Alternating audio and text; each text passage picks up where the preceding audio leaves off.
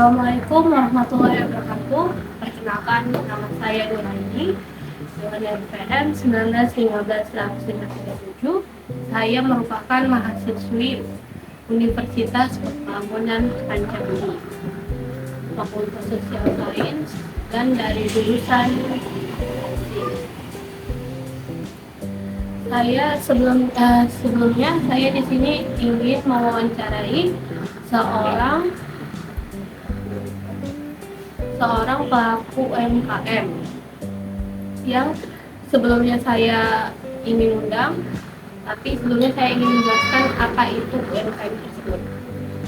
UMKM tersebut adalah usaha mikro, kecil, dan menengah.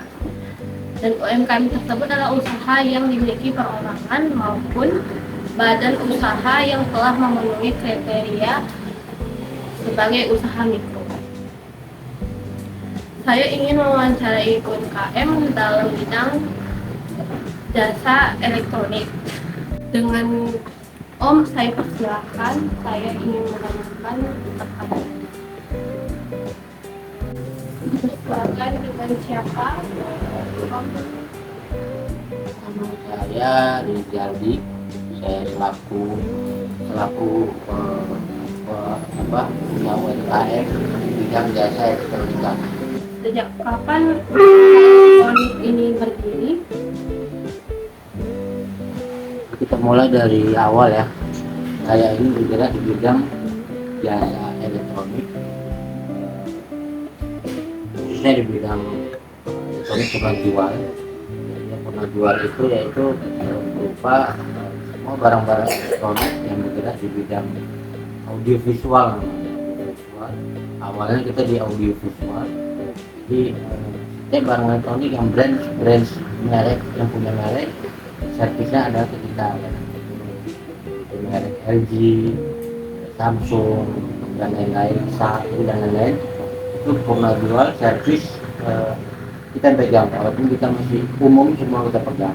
Itu kita bukan suatu authorized, itu kita bergerak di bidang jasa elektronik yang memegang barang-barang perusahaan di audiovisual, itulah servis gitu.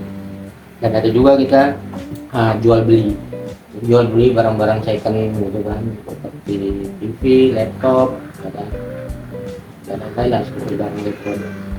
Jadi kita bergerak dulu, saya mulai bergerak di bidang ini di tahun 90-an gitulah. Sebelumnya kita mulai masih kerja di suatu perusahaan ya, Sony Service, dan di tahun 2000 saya udah mulai buka sendiri usahanya ini.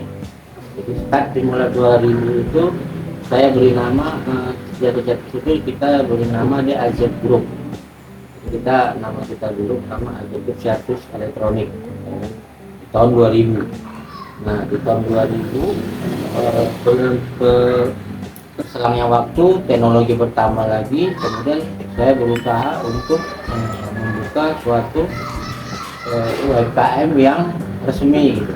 Jadi saya buka PT Perorangan gitu. PT Perorangan itu, jadi kita buat PT Perorangan itu bisa kita menuju ke UMKM yang dimiliki perorangan gitu ya. Jadi sekarang kita bergerak di PT dengan ubah nama. PT kita itu PT Diandra Sejahtera Group. Jadi kita buka di situ kan, kita izinnya kita urus dari Kemenkumham ya kan, jadi sudah keluar. Jadi semua aturan murah sama dengan, sementara ini kita masih pajak belum kita urus, non PKP istilahnya. Di tahun 90-an itu 96 kita bekerja, 2000 kita udah mulai fokus mandiri sendiri. Kemudian begitu selangnya waktu di tahun 2003 ini kita udah mulai start membuat legalitas dari usaha ini. Berarti Diandra ini ada nama Om sendiri atau Om punya ide namanya? Kita punya ide. Diandra itu kita ambil dari dulu, saya pengen punya anak namanya Diandra gitu kan. Jadi belum ada, jadi kita buat Diandra Sejahtera Group gitu. Karena dulu kita pakai AZ Group gitu. Sekarang kita bergerak di nama PT Diandra Sejahtera Group.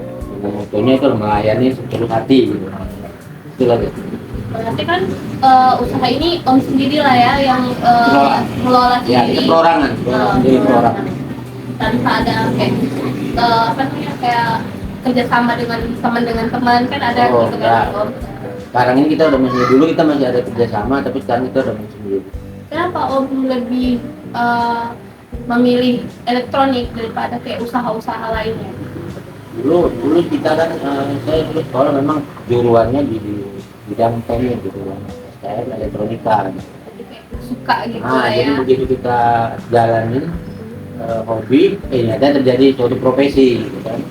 Di profesi itu kita jalani, ya biasalah ada titik jenuh, ada apa gitu. Lama-lama terus kita jalannya kok asik gitu kan. Jadi kita jalan terus sampai kita buat suatu yang resmi lah gitu kan. Ada nggak barang yang kayak om kan ngapain elektronik tuh, barang apa saja yang agak kayak misalnya susah untuk diperbaiki, apa yang mudah gitu? Kalau itu pekerjaan ya, dari pekerjaan itu semua kita selagi masih dia ada agensinya, ada agennya, ada distributornya, kemungkinan besar kita masih bisa perbaiki. Tapi kalau misalnya sudah tidak bisa diperbaiki lagi, ya udah kita anggap itu upgrade, sudah tidak bisa diperbaiki. Itu kita sarankan untuk membeli suatu produk yang baru. Tapi kalau untuk spare part apa kita bisa dapatkan. Kemudian kita bisa dapatkan dari agen, kita dapatkan dari rekan-rekan, kan kita ada komunitas teknisi gitu kan. Apa saja keuntungan yang berhasil om dapatkan membangun elektronik itu? Kayak keuntungan berupa laba, kira-kira laba apa gitu? Kalau keuntungan secara finansial kita nggak dapat banyak, kita manfaatkan finansial ini. Setiap usaha itu harusnya yang dikejarkan secara finansial, untung dan labanya gitu. Nah, berjalannya waktu itu ada keuntungan, ada kerugian, itu memang suatu hal yang biasa. Jadi kita memang ya jatuh itu udah pernah gitu, misalnya omset kita tidak mencukupi semua, itu udah pernah alamin, dan kita bangun lagi ulang pelan-pelan lagi ya lumayan, walaupun kita masih dapat, kita nutupin kos daripada biaya operasional, biaya keluarga, biaya yang lain-lain gitu. Kira-kira itu kisaran berapa om bisa untuk usaha ini? Awal kita untuk jasa ini sebenarnya masih minim. Dari tahun 96 itu kita paling sekitar 10 jutaan itu kita untuk operasional, ya kan, 10 juta kita operasional, beli barang-barang second gitu kan, kita repair, kita jual lagi gitu. Perkembangan zaman itu belakangan ini di tahun 2003 ini kita harus ekstra gitu lah, ekstra ekonomi lagi tidak itu kan, jadi kita harus ekstra ya, biaya modal itu kita harus lebih besar lagi gitu untuk pembelian barang-barang yang dibutuhkan untuk operasional gitu kan, dan itu yang bisa menghasilkan untungnya gitu. Untung laba kita berapa itu ada, cuman untuk sekarang ini kita masih mengkerucutkan pembelian gitu, karena daya beli sekarang berkurang, jadi kita berusaha untuk mewujudkan pembelian barang-barang bekas yang bisa kita buat, itu yang kita beli gitu, yang ada manfaat. Jadi itu perekonomian masih belum stabil, peminat pun belum banyak, jadi kita kurangi. Kira-kira kan om kan ini kan perusahaan kan, ada nggak karyawan om, kira-kira berapa jumlahnya?